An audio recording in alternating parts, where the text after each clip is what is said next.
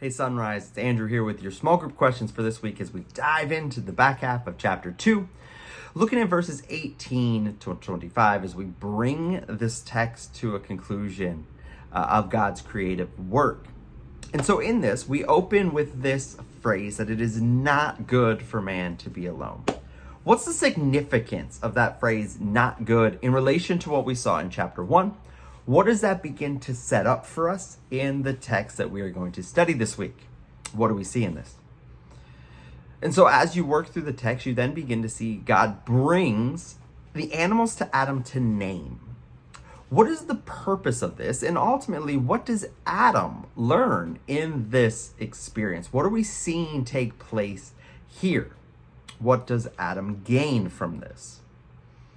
And from this, we ultimately see, step by step, the creation of woman. God creates women in a very specific way.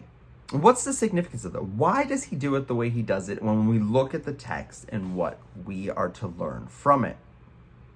There's lots of things that can stand out from it. So spend some time looking at that portion of the text and how it moves forward for the rest of our time.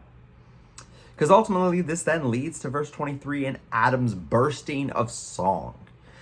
So what are some things that stand out in verse 23 in the song of Adam? When he sees Eve for the first time, when he sees woman, the song that bursts forth from him, what is it that we can see about this first marriage, this first encounter of man and woman together? What do we see playing out here? And so ultimately, how does this as a text teach us and help us to see God's original design for marriage and how it affects marriage even today? What are things that we learn about ourselves, about God's design, and ultimately about God's purpose and plans in marriage? What do we see this in this text? Which then brings us to the concluding statement that they were naked and unashamed. Why? Why does chapter 2 end this way? What is it setting up for us in chapter 3? What is the significance? I know I say the word a lot, but there's a significance to why chapter 2 ends the way it does. What is it, and why is it so important for us to see going into chapter 3? Just spend some time unpacking this whole text. There's so much that we can glean from it. It is a wonderful tapestry of God's work in design and creating, that what was not good then becomes very good, as we see back in chapter 1. So again, spend some time in this text, unpacking some of these things, coming to group with a lot of good questions, good thoughts, good interactions as we dive deep into these texts this week.